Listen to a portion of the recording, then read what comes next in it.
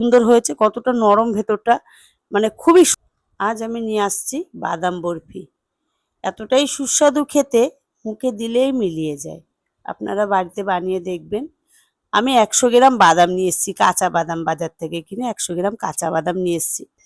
একেবারে হালকা আঁচে ওটাকে নেড়ে নিতে হবে। নেড়ে নিয়ে যখন একটু ঠান্ডা হয়ে যাবে তারপরে খোসাগুলো একটু ছাড়িয়ে নিতে হবে।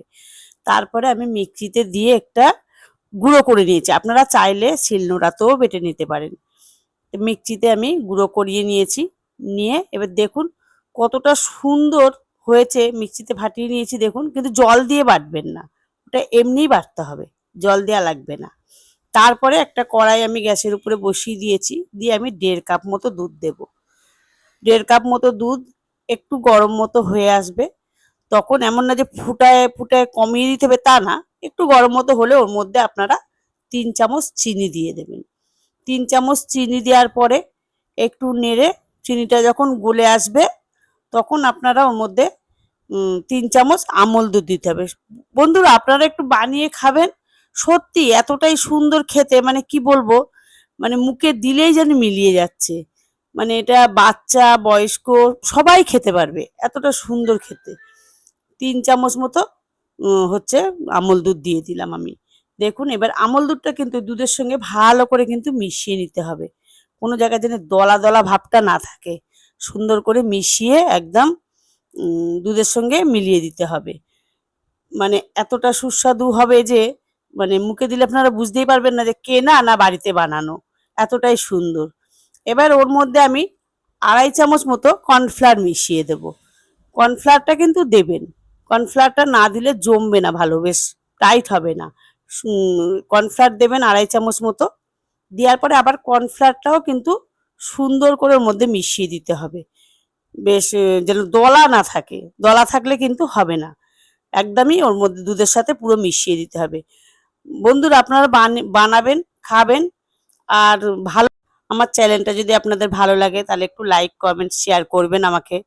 দেখুন বন্ধুরা বানানোর পরে এতটা সুন্দর লাগবে, মানে আমি আপনাকে বলে বোঝাতে পারবো না, এতটাই সুন্দর।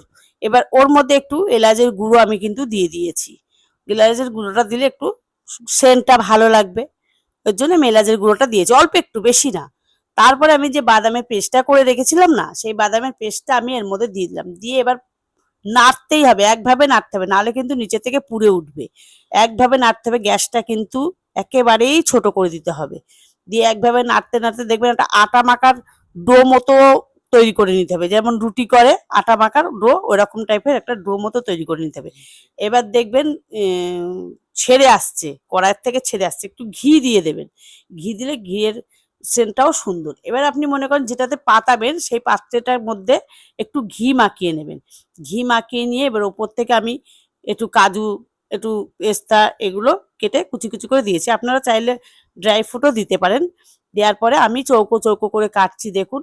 আপনারা চাইলে বরফি বরফি মতো করেও কাটতে পারেন, যেরকম আপনাদের সে পছন্দ হয় সেরকমভাবে কেটে নেবেন।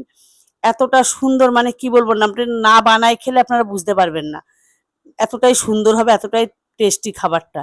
আর পুরো মনে হবে জানি যে এটা দোকান থেকে কিনে এনেছি, মানে বাড়িতে যে বানিয়েছি, আপনি যে কাউকে দেবেন কেউ বলবে না যে এটা বাড়িতে বানানো, সবাই বলবে কি দোকান থেকে কিনে আনা।